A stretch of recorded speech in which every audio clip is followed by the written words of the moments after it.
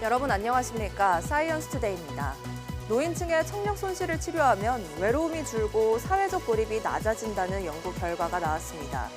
단순히 소리를 듣는 것을 넘어 사회적 유대감과 정신 건강에 청력이 미치는 영향이 크다는 건데요.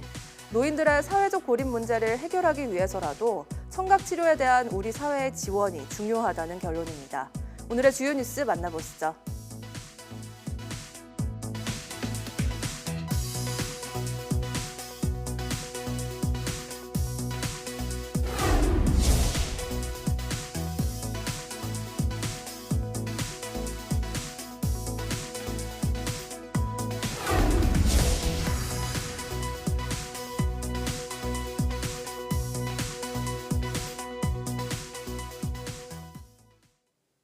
인공지능 등 기술의 발전으로 반도체 등 핵심 기술에 사용되는 광물 자원에 대한 중요성이 어느 때보다 커지고 있습니다.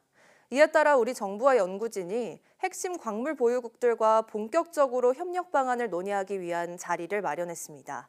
임늘솔 기자가 다녀왔습니다. 반도체와 2차 전지를 생산하는 데 필수적인 광물 리튬과 니켈.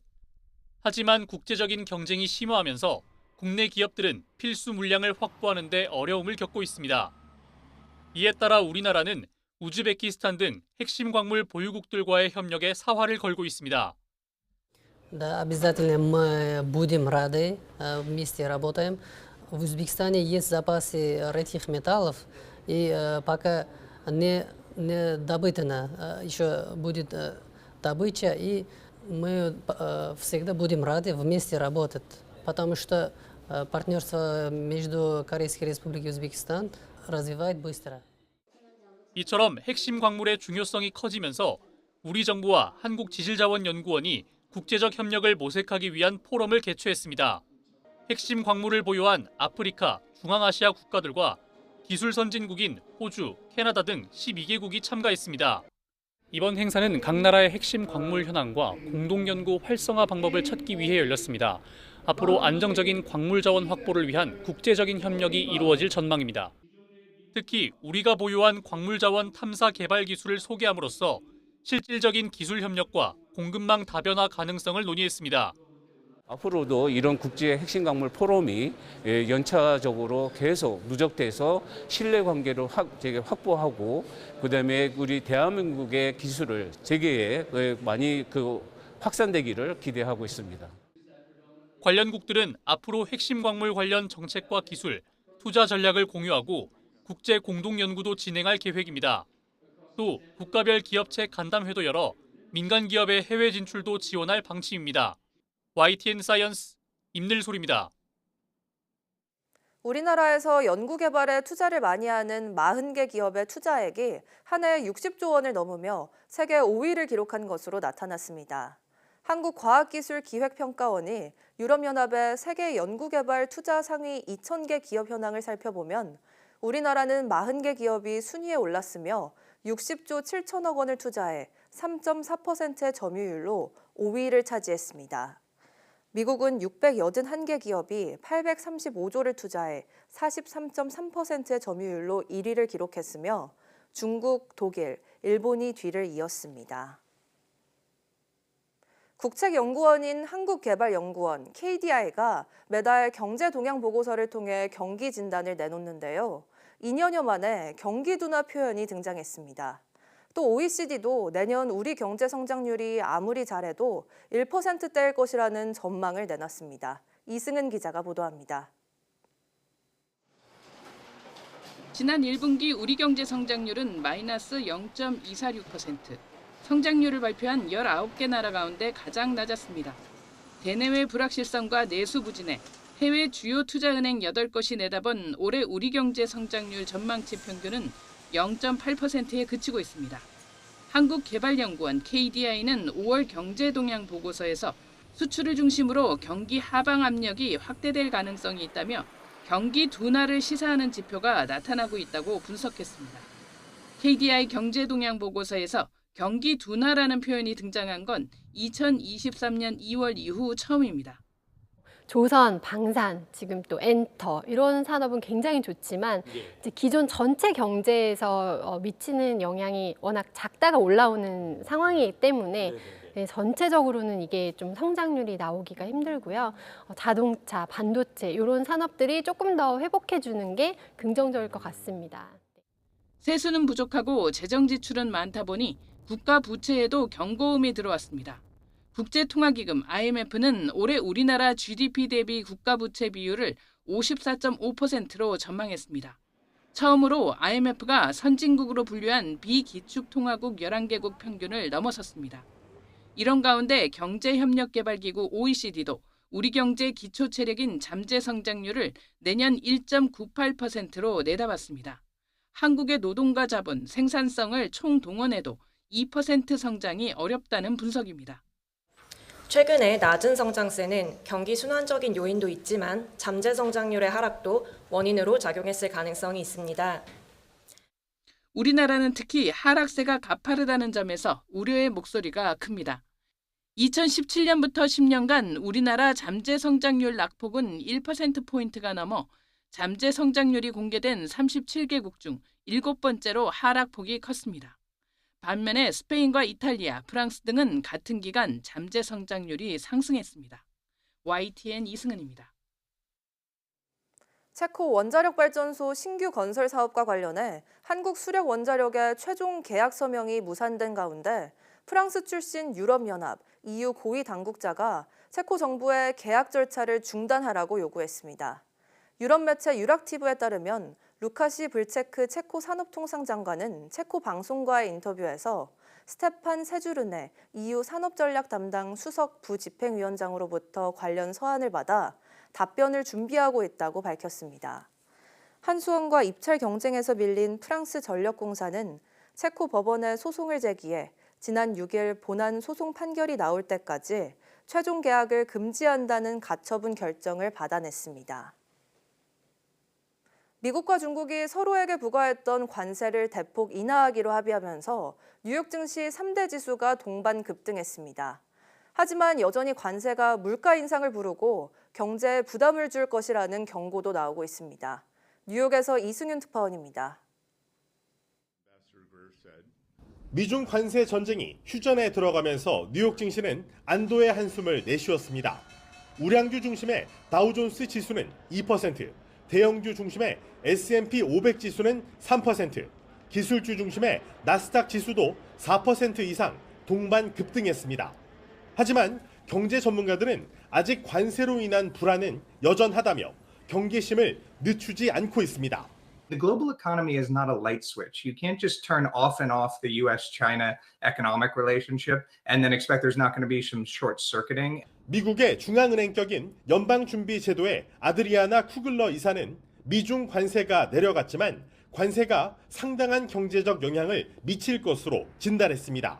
특히 미국의 평균 관세율이 여전히 과거 수십 년 동안의 수준보다 훨씬 높고 관세의 불확실성은 경제 주체들의 선제 대응이나 심리, 기대 측면에서 이미 경제에 영향을 미치고 있다고 지적했습니다. 또 관세가 올해 초보다 상당히 높게 유지된다면 인플레이션이 높아지고 경제 성장이 더 느려질 것이라고 내다봤습니다.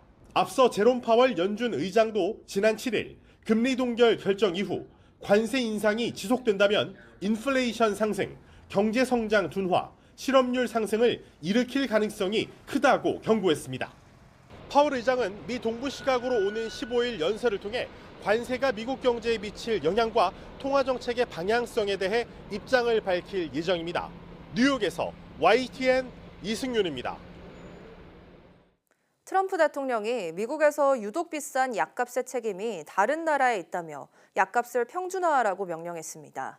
의약품에 대한 관세 부과를 앞두고 미국 제약사가 다른 나라에서 약을 더 비싸게 팔도록 하겠다는 건데 한미 무역 협상에도 영향을 미칠 전망입니다. 워싱턴 홍상희 특파원입니다. 트럼프 대통령이 약값 인하 행정명령에 서명했습니다. 현재 다른 선진국보다 두세 배 높은 미국 내 약값을 59% 이상 내리겠다는 건데 해법으로는 다른 국가와의 약값 평준화를 제시했습니다. Today, Americans spend 70% more for prescription drugs than we spent in the year 2000. The United States is home to only 4% of the world's population. Pharmaceutical companies make more than 2/3 of their profits in America. 트럼프 대통령은 미국 무역 대표와 상무부 장관에게 다른 나라가 약값 책정에 관여하지 못하게 하라고 지시했습니다. 미국 제약사가 외국에서 약을 더 비싸게 팔 수 있도록 미 정부가 나서 지원하겠다는 겁니다. 협조하지 않는 국가에는 보복 관세를 부과하겠다고 경고했습니다. In other words, we'll add it on to tariffs if they don't do what is right, which is everybody should equalize. Everybody should pay the same price. And 약값 폭리가 가장 심한 대상으로는 유럽연합을 지목했지만 화살은 우리나라도 향하고 있습니다. 미국 제약사들이 한국의 낮은 약값에 불만을 표시해온 데다 미국 무역 대표부도 올해 무역장벽 보고서에서 한국의 의약품 가격 책정 정책의 투명성이 부족하다고 지적했습니다. 이번 주 15일 그리어 USTR 대표의 방한과 함께 한미 고위급 통상회담이 열릴 예정이어서 의약품 가격 문제가 협상 테이블에 올라올지 관심입니다. 워싱턴에서 YTN 홍상입니다. 트럼프 미 대통령의 관세 드라이브로 인해 미국의 지난달 관세 수입이 한 달 만에 87% 늘어난 것으로 나타났습니다. 미 재무부는 지난 4월 관세 수입이 163억 달러, 약 23조 2천억 원으로 지난 3월보다 약 76억 달러 늘어나 월간 최고치를 경신했다고 밝혔습니다. 지난해 10월부터 시작된 2025 회계연도 기준으로 미국은 현재까지 관세로 633억 달러를 벌어들여 직전 회계연도 같은 기간보다 관세 수입이 154억 달러 늘었습니다. 삼성전자의 초슬림 스마트폰 갤럭시 S25 엣지가 공개됐습니다. 갤럭시 S25 엣지는 역대 갤럭시 S 시리즈 가운데 가장 얇은 제품으로 두께 5.8mm, 무게는 163g입니다. 삼성전자는 얇은 디자인에도 불구하고 전면 디스플레이에는 모바일용 세라믹 신소재를 적용해 손상 저항과 균열 방어를 강화함으로써 견고한 내구성도 갖췄다고 설명했습니다. 갤럭시 S25 시리즈의 모든 AI 기반 편집 기능을 동일하게 지원하는데 대표적으로 오디오 지우개나 스케치 변환 등을 통해 완성도 높은 콘텐츠 제작이 가능하다는 설명입니다. 사용 빈도가 낮아 우범지대가 될 위기에 처한 도심 속 지하보도나 폐건물이 스마트팜으로 재탄생합니다. 경기도가 도심이나 농촌 지역의 유휴 공간을 활용해 스마트팜을 조성하는 사업에 본격 착수했습니다. 최명신 기자입니다. 가방 공장 기숙사가 있던 곳입니다. 공장이 문을 닫은 후 20년 넘게 폐건물로 방치돼 있습니다. 경기도가 이곳을 스마트팜과 지역 주민을 위한 커뮤니티 공간으로 탈바꿈시키기 위해 공모 사업을 벌였습니다. 1층에 식물 공장이 들어서고 2층은 체험과 교육을 겸할 수 있는 복합 공간으로 꾸려질 계획입니다. 밖에 텃밭도 있을 거고 미래에는 이제 온실형, 체험용 온실도 있을 거고 이 현장을 통해서 많은 경험과 재미있는 콘텐츠로서 쉬었다 가실 수 있는 공간이 만들어질 것 같습니다. 고양시의 한 지하보도입니다. 오가는 사람이 없다 보니 우범지대가 될 우려가 컸던 곳인데 역시 스마트팜으로 거듭나게 됐습니다. 사계절 딸기 체험이 가능한 지역 명소로 만들어질 계획입니다. 아무도 오지 않는 지하보도를 저희가 잘 살려서 누구나 올 수 있는 체험 공간을 만들고 맛있는 딸기를 많이 공급해 드리겠습니다. 경기도가 사회혁신형 스마트팜 구축 사업을 본격화했습니다. 도심 속 유휴 공간을 활용한 도심형 스마트팜과 농촌에 머물며 농업을 경험하는 체류형 농촌 스마트팜, 이렇게 두 가지 형태로 진행합니다. 또 농업을 통해서 우리 사회가 갖고 있는 여러 가지 문제들을 해결할 수 있는 도시와 농촌이 공존하는 지역에서의 스마트팜, 이게 바로 저희가 사회혁신형 경기도형 스마트팜이라고 생각합니다. 사회혁신형 스마트팜이 도시와 농촌 문제 해결과 지역 공동체 활성화를 위한 새로운 모델로 주목받고 있습니다. YTN 최명신입니다. 노인층의 청력 손실을 치료하면 외로움과 사회적 고립 등을 줄일 수 있다는 연구 결과가 나왔습니다. 미국 뉴욕대 니컬러스 리드 교수팀은 청력 손실이 있는 노인 900여 명을 대상으로 한 그룹은 보청기와 청각치료사 등 청력치료를 지원하고 다른 그룹은 일반적인 노화 관련 지원을 제공해 3년간 사회적 관계 변화를 관찰했습니다. 그 결과 청력치료를 받은 사람들은 다른 그룹보다 외로움과 고립감을 덜 느끼고 질 높은 사회적 유대감을 유지한 것으로 나타났습니다. 연구팀은 노인들이 잘 들을 수 있도록 돕는 것이 사회적 관계를 더 풍요롭게 하고 정신적, 신체적 건강을 향상할 수 있다고 설명했습니다. 부산에서 미래 해양 인재를 육성하기 위한 2025 청소년 해양 올림피아드가 열립니다. 한국해양과학기술원은 한국해양재단 등과 함께 청소년들이 바다에 대한 중요성을 인식하고 지식을 높일 수 있는 기회를 마련해주고자 해양 올림피아드를 열게 됐다고 밝혔습니다. 중학교 재학생과 중학교 학령기 청소년이면 누구나 참여 가능하며 예선부터 본선 캠프까지 참가비는 전액 무료입니다. 참가 신청은 이달부터 6월 11일까지 한국해양재단 누리집을 통해 가능합니다. 지스트 신소재공학과 김호범 교수가 국제광학 전자기학 연구 심포지엄에서 만 40세 이하 연구자에게 수여하는 젊은 과학자상을 수상했습니다. 학회는 김 교수가 차세대 광반도체 소재로 주목받고 있는 페로브스카이트의 결함 제어 기술을 독창적으로 개발해 고효율, 고안정성 광전자 소자의 상용화 가능성을 크게 높인 공로를 인정받았다고 밝혔습니다. 국제광학 전자기학 연구 심포지엄은 광학, 광자공학, 전자기 이론, 메타물질, 나노광학 등 다양한 분야의 최신 연구 성과를 공유하는 자리입니다.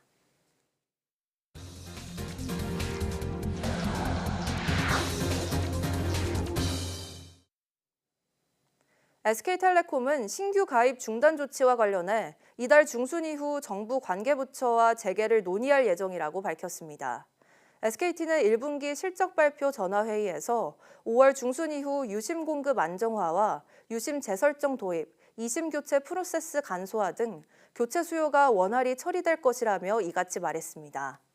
또 이번 사이버 침해 사고로 재무 실적에 악영향이 불가피하겠지만 고객 보호를 위해 필요한 자원을 적시에 적극적으로 투입해 시장을 조속히 안정화하는 것이 손실을 최소화하고 기업 가치를 회복하는 길이라고 설명했습니다. SK텔레콤이 유심 교체 수준의 피해 예방 효과를 자신하는 유심 보호 서비스를 어제부터 해외 로밍 중에도 사용할 수 있게 됐습니다. 유심 교체를 대신할 보안 기술을 개발하고 개선책까지 내놓고 있지만 여전히 유심 교체만 기다리는 대기자는 700만 명이 넘습니다. 박기환 기자가 다녀왔습니다. 유심 교체를 위해 몰려든 인파로 몸살을 앓던 SK텔레콤 공항 로밍센터 앞이 한산해졌습니다. 고작 10명 정도만 순서를 기다리고 있습니다. 연휴가 끝나 여행객이 줄어든 데다 해외에서도 유심 보호 서비스를 사용할 수 있게 된 덕입니다. 새 유심만큼이나 유심 복제 피해를 막을 수 있다는 SKT의 유심 보호 서비스는 그동안 해외에서는 사용할 수 없었습니다. 이 때문에 출국 전 공항에서의 교체 행렬이 길게 이어지기도 했는데 이제는 애써 교체할 필요가 없어졌습니다. 그 유심 보호 서비스가 실제 해외에서 되는지 안 되는지는 저희 구성원들이 다 나가서 확인했습니다. 그리고 동일 국가라고 하더라도 사업자가 굉장히 많기 때문에 사업자들도 테스트를 했고요. SK텔레콤은 이용자 2,400여만 명 모두를 유심 보호 서비스에 자동 가입시켰다면서 피해를 100% 막을 수 있다고 자신하고 있습니다. 하지만 이용자들의 불안감은 여전합니다. 아무래도 찝찝하니까 그리고 교체하는 게 낫지 않겠어요? 그래도 교체하는 거죠. 인증서 재발급 등 유심 교체에 불편을 덜어줄 유심 재설정도 도입됐습니다. SKT는 유심 교체와 마찬가지로 사전 예약 순서에 따라 매장에서 재설정이 가능하다고 안내했지만 실제 대리점의 기준은 제각각이었습니다. 유심 예약을 혹시 해놓으셨나요? 원래는 문자 받으신 분들은 이게 그럼 지금도 가능해요? 재설정은 기다리자. 여기에 SK통신망을 쓰는 알뜰폰 이용자는 유심 재설정 대상에서 제외돼 반드시 유심을 교체해야만 합니다. 유심 대란과 가입자 이탈 속에 SK텔레콤은 취약계층을 위한 방문 서비스를 준비하며 신뢰 회복에 안간힘을 쓰고 있지만 아직도 700만 명 넘는 이용자는 유심 교체 순번이 오기만을 기다리고 있습니다. YTN 박견입니다. SKT 해킹 사태로 개인정보 보안에 대한 관심과 경각심이 높아진 가운데 글로벌 명품 브랜드 디올도 해킹 피해를 입은 것으로 파악됐습니다. 디올 측은 고객들에게 보낸 메일에서 올해 1월 26일 외부에 권한 없는 제3자가 일부 고객 데이터에 접근한 사실을 지난 7일에 발견했다고 밝혔습니다. 또 현재까지 조사한 결과 이번 사건의 영향을 받은 데이터에는 고객 이름과 휴대전화 번호, 이메일 주소, 우편 주소 등이 포함됐다고 설명했습니다. YTN은 공동구매 등으로 사람을 유인해 돈을 가로채는 이른바 팀 미션 사기 범죄에 대해 연속 보도하고 있습니다. 피해자를 팀에 묶어두고 한 명이라도 관두면 정산은 없다는 팀 미션 사기 사건에서는 피해자를 뺀 모두가 한패인 경우가 대부분이었던 것으로 보입니다. 함께 돈을 벌려고 애썼던 팀원들이 사실은 사기단일 수 있다는 겁니다. 김희영 기자가 보도합니다. 11명이 함께하는 텔레그램 단체 채팅방에 50만 원 정도 되는 미니 건조기에서 1,200만 원대 냉각기까지 결제해야 하는 물건이 쉼없이 올라옵니다. 주문이 거듭될수록 물건 가격과 함께 수익률도 높아지는데 팀원들은 한 명이라도 중도 포기하면 아무도 환급받지 못한다며 대출을 받아서라도 미션을 수행하라고 압박했습니다. 돈이 너무 커지는 거예요. 근데 계속 중간에 뭐 대출을 더 받아라, 뭐 신용대출을 받고, 뭐 다른 대출을 받을 수 있으면 받고, 뭐 적금이라도 해지해라. 중간에 포기하려고 하자 다른 팀원들이 돈을 대신 내주면서까지 계속 미션을 이어가게 도와줬습니다. 대출이 바로 나오는 게 아니니까 자기네들이 대납을 해주더라고요. 팀 미션이니까 너가 못하면 우리도 못하고 진행이 안 되니까. 그런데 이들은 미션을 완료한 뒤 A씨에게 돈을 돌려달란 말도 없이 연락이 끊겼습니다. 이렇게 채팅방에 모인 팀원들은 다 같이 돈을 벌기 위해 서로를 돕는 것처럼 보이지만 피해자를 제외한 나머지는 피해자를 속여 돈을 뜯어내기 위해 연기하는 일당일 가능성이 큽니다. 사기 행각은 여기서 그치지 않았습니다. 10번 넘는 주문 미션을 수행하고 환급을 요청했더니 업체는 국세청과 금융감독원에 수익에 대한 세금 등 수천만 원을 내야 환급이 가능하다고 답했습니다. 그러면서 계좌번호를 알려줬는데 여기에도 돈을 보낸 A씨는 모두 합쳐 1억 원 정도를 잃었습니다.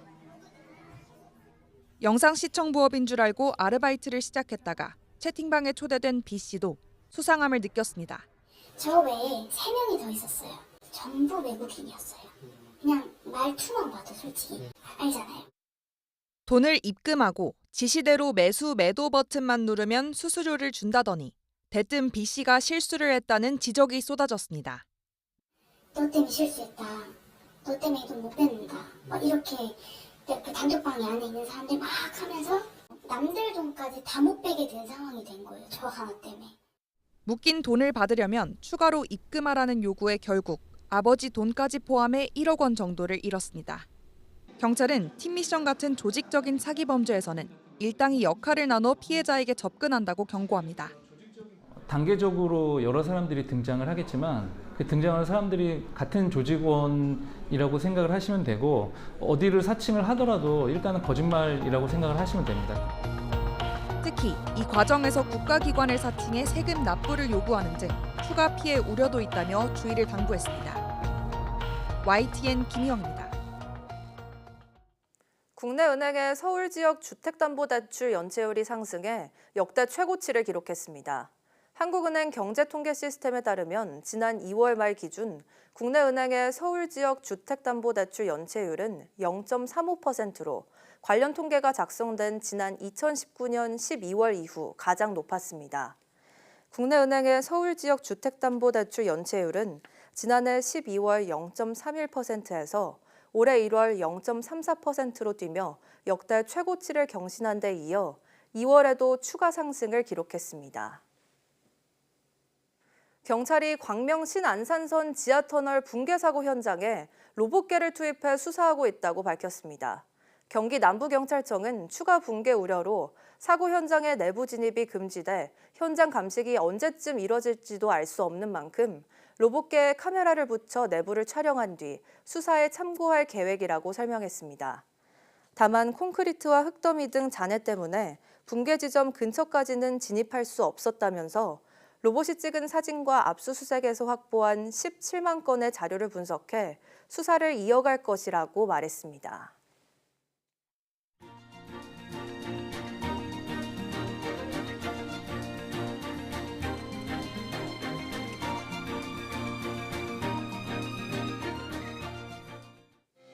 (5월 13일) 오전 사이언스 투데이 마칩니다. 오후 뉴스도 많은 시청 바랍니다. 시청해주신 여러분 고맙습니다.